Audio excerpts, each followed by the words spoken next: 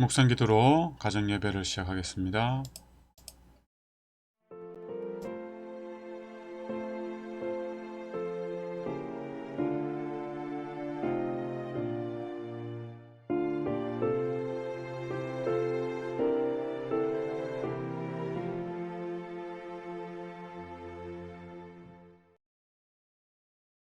찬미가 172장 나의 기쁨 나의 소망 찬양하겠습니다.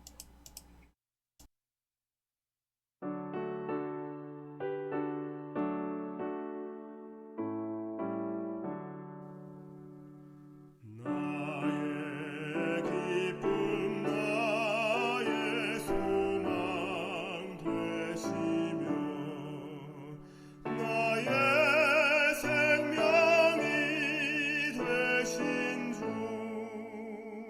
밤낮 불러서 찬송을 드려도 늘 하신 마음뿐일세 나의 사모하는 선한 목자는 아름다운 꽃동산에 양의 무리와 다 함께 오셔서 기쁨을 함께 하시네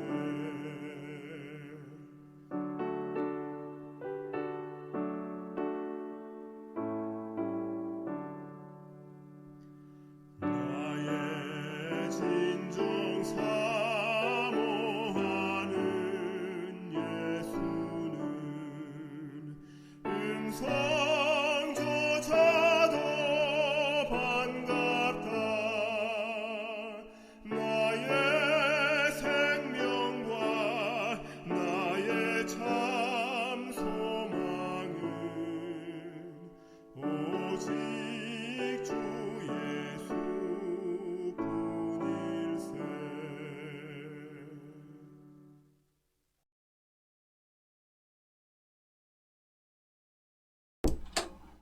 예수 모든 이름 위에 뛰어난 이름 늘 살아계시는 구주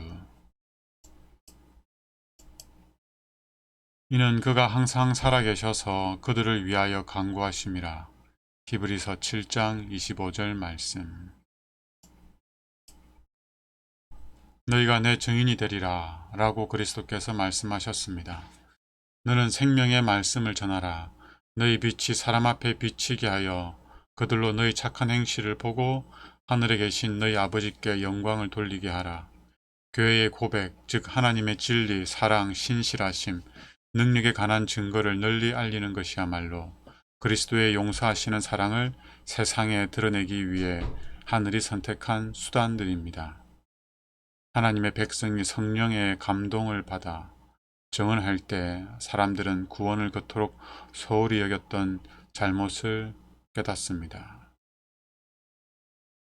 우리가 세상에 빛을 비춘다는 것은 하나님의 율법에 조화되는 선한 행실을 나타내는 것을 의미합니다. 빛, 즉 착한 행실이 세상에 비춰질 때 사람들은 그 빛을 보고 하나님께 영광을 돌리게 되죠. 칭찬을 하게 되는 겁니다. 하나님을 찬송하게 되는 거죠. 하나님께 감사하게 되는 것입니다. 우리가 나타내야 될 선한 행실이란 열심히 봉사하는 것도 포함되겠지만 다른 게 아니라 하나님의 성품을 나타내는 것입니다. 그렇게 될 때 사람들은 참된 진리가 무엇인지 알게 되고 저 사랑이야말로 우리를 용서하시고 우리를 구원하실 수 있는 사랑이구나라는 것을 알게 되는 거죠. 하나님께 회심한 사람은 선조들과 선지자들을 통해 드러난 그분의 능력을 인정할 뿐만 아니라 현재 개인이 경험하고 있는 늘 살아계시는 구주인 그리스도의 은혜라는 기적을 더욱 흥미진진하게 증언합니다. 하나님의 선하심, 인내, 사랑에 관한 이 엄청난 고백이 한결같은 삶에서 계속 이어지면 거부할 수 없는 힘이 생깁니다. 바울은 말합니다. 너희는 택하신 족속이요 왕같은 제사장들이요 거룩한 나라요 그의 소유가 된 백성이니 이는 너희를 어두운 데서 불러내어 그의 기이한 빛에 들어가게 하신 이의 아름다운 덕을 선포하게 하려 하심이라. 우리는 말씀에 나타난 그 진리, 그 하나님의 놀라운 능력, 사랑을 아멘하고 인정할 뿐만 아니라 그것을 우리가 경험하는 것입니다. 이것이 참으로 거듭난 사람의 삶이죠. 이것을 경험한 사람은 자신을 이렇게 구원하고 변화시킨 것이 예수님의 은혜라는 것을 알고 그것을 전하게 되어 있습니다. 내가 이렇게 변화된 것은 바로 예수님 때문이다.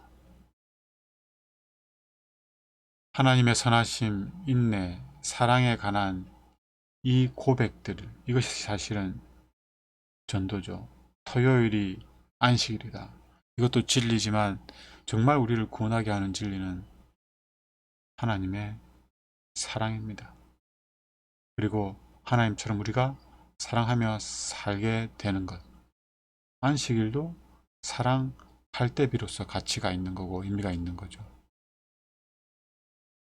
이렇게 우리가 삶 속에서 우리의 경험을 전하게 되면 우리에게는 능력이 생깁니다. 이 능력을 우리로 하여금 하나님께서 나타내도록 하기 위해서 우리를 부르신 거죠. 우리를 택하신 것이죠. 마음으로 받아들인 중요한 진리 하나하나가 삶 속에서 표현되어야 합니다. 그리스도의 사랑을 받아들이는 만큼 사람들은 그 사랑의 힘을 남에게 전하고 싶어집니다. 그리고 그 사랑을 전하는 행위 자체는 자기 영혼에 부여되는 가치를 더 크고 강력하게 해줍니다. 하나님의 사랑이 넘치는 사람은 마음에 퍼지는 위로, 소망, 평화를 드러내고픈 열망도 넘칩니다. 우리에게 없는 사랑을 주려고 하면은 힘들죠.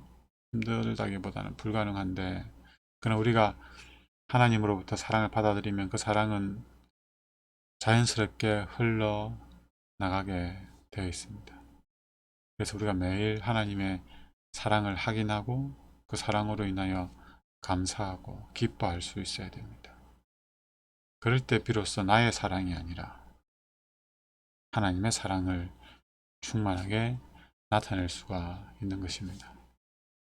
이런 사람 옆에 가면 항상 위로를 얻게 되고 평안을 누리게 되고 기쁨을 경험하게 되는 거죠.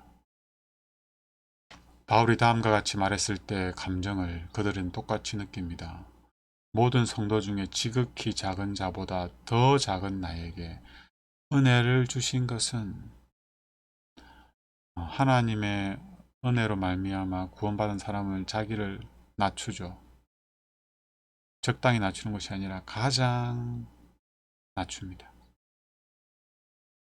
이렇게 부족하고 흠이 많는 자기를 선택하셔서 은혜를 베푸시고 구원하신 것은 그리스도의 풍성함을 이방인에게 전하게 하시고 청량할 수 없는 그리스도의 풍성함을 이방인에게 전하게 하시고 다른 게 아니고 이게 사랑 아니겠습니까? 하나님의 사랑, 예수님의 사랑, 영원부터 만물을 창조하신 하나님 속에 감추어졌던 비밀의 경륜이 어떠한 것을 드러내게 하려 하심이라. 예수님의 사랑이 나에게 전해짐으로 말미암아 나도 그 사랑으로 말미암아 변화되는 거죠. 이게 비밀 아니겠습니까?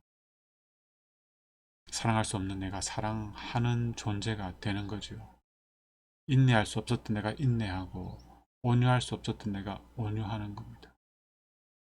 시기와 질투를 하던 내가 인정을 하고 격려를 하고 축하를 하고 함께 그들과 기뻐하고 이렇게 되는 거죠.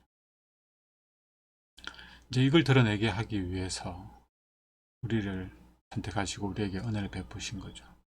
이는 이제 교회를 말미암아 하늘에 있는 통치자들과 권세들에게 하나님의 각종 지혜를 알게 하려 하심이니 곧 영원부터 우리 주 그리스도 예수 안에서 예정하신 뜻대로 하신 것이라.